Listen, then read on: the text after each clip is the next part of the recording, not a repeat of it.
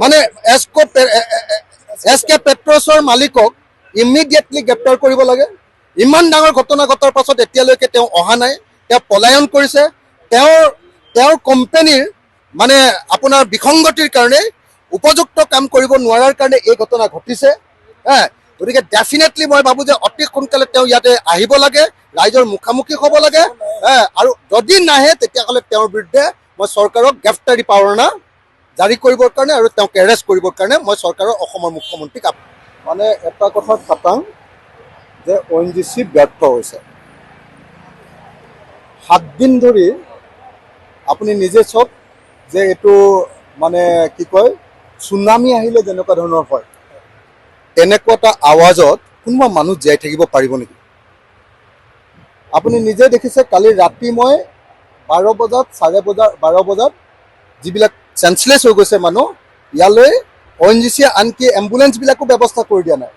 মই আকৌ গোটেই হাল্লা হুলস্থুল কৰি ৰাতি 12:30 বজাত মানুহবিলাকক ইয়াৰ পৰা উঠাই নি হস্পিটেলাইজ কৰিছোঁ। তাৰপাছত আকৌ চৰকাৰে পইচা দিবলৈ ল'লে, পইচা দিবলৈ লগাই কি কৰিলে গোটেইখন খেলি মেলি সৃষ্টি কৰি দিলে। কম্পেনচেশ্যন নহয়, ওৱান টাইম হেল্প এটা, যিসকল পৰিয়ালৰ ক্ষতি হৈছে ওৱান টাইম হেল্প এটা দিবলৈ লৈ এতিয়া গোটেই হুলস্থুল লগাই দিলে। এজনক দিলে, দুজনক নিদিলে। এতিয়া পাব্লিকৰ মাজতো গোটেই হাল্লা হুলস্থুল হৈ আছে। গতিকে মই এই মুহূৰ্তত অসমৰ মুখ্যমন্ত্ৰীৰ হস্তক্ষেপ দাবী কৰিছোঁ। অসমৰ মুখ্যমন্ত্ৰীয়ে ভাৰতৰ পেট্ৰলিয়াম মন্ত্ৰীৰ লগত কথা পাতক। অসমৰ মুখ্যমন্ত্ৰীয়ে এটা ব্যৱস্থা কৰক যে অতি সোনকালে ফৰেন এক্সপাৰ্ট আনক। ONGCয়ে নোৱাৰে। যোৱা 7টা দিন তেওঁলোকে একোৱে কৰা নাই। 3 দিন এক্সপেৰিমেণ্ট কৰিলে, প্ৰত্যেক দিনাই প্ৰত্যেকটো এক্সপেৰিমেণ্টে ফেইল হৈছে। তাৰপাছত যে তেওঁলোকে যে নোৱাৰে, আমাৰ ONGCয়ে যে নোৱাৰে, এইটো খাটাং হৈ পৰিছে। সেইকাৰণে মই ভাবোঁ যে যেনেকৈ বাগজানত সৰ্বশেষত যেনেকৈ ফৰেন এক্সপাৰ্ট আনিছিলে, তেনেকৈ বাগজানৰ নিচিনাকৈ দীঘলীয়া নকৰি সোনকালে এইটো কাম কৰিব লাগে, যাতে আমি নেক্সট দ্বিতীয় এখন বাগজান আমাৰ ইয়াত সৃষ্টি নহয়।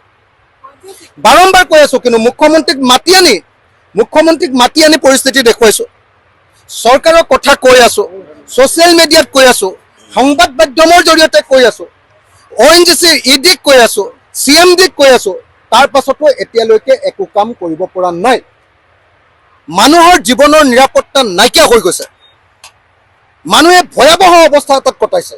ইয়াৰ পাছত মানুহৰ খং বাঢ়ি গৈ আছে। সংগঠনবিলাকো এক্টিভ হৈ গৈ আছে। গতিকে পৰিস্থিতি বেয়াৰ ফাললৈ যোৱাৰ আগতে ONGCয়ে অতি সোনকালে ইণ্টাৰনেশ্যনেল এক্সপাৰ্ট আনি পৃথিৱীৰ গুৰুত্বপূৰ্ণ কোনোবা কোম্পানীৰ লগত MOU কৰি তেওঁলোকক আনি অতি সোনকালে এই দুৰ্যোগৰ পৰা আমাৰ শিৱসাগৰক বচাব লাগে, ভটিয়াপাৰক বচাব লাগে। আৰু যদি নকৰে উল্টা, মই কিন্তু আজিৰ দিনটোলৈকে ৰৈ আছিলোঁ দেই। আজিৰ দিনটোৰ পৰা ONGCক ময়ো খং কৰিম। MLA হিচাপে 7 দিন চালোঁ, 7 দিন ৰৈ থাকিলোঁ। ৰেছপঞ্চিবিলিটি আছে আমাৰ নিজৰ, সেইকাৰণে ৰৈ থাকিলোঁ যে ONGCয়ে কৰিব। ONGCয়ে কৰিব পৰা নাই। তেওঁলোকৰ পুৰণি এক্সপাৰ্টকেইজনৰ জৰিয়তে এক্সপেৰিমেণ্ট কৰিছে, প্ৰত্যেকবাৰে ফেইল হৈছে। এনেকৈ ফেইল হৈ থাকিলে যিকোনো ধৰণৰ ডাঙৰ ঘটনা ঘটিব পাৰে। আৰু যিকোনো ধৰণৰ ডাঙৰ ঘটনা যদি ঘটিবলৈ হয়, ONGCয়ে কাকো সোধাই এৰা নহ'ব। সেইকাৰণে মই অতি সোনকালে ফৰেন এক্সপাৰ্ট আনি আমাৰ এই যিটো ঘটনা ঘটিছে ইয়াৰ ছেফটিৰ ব্যৱস্থা কৰিবলৈ, এইটো উপশম কৰিবৰ কাৰণে দাবী উত্থাপন কৰিলোঁ।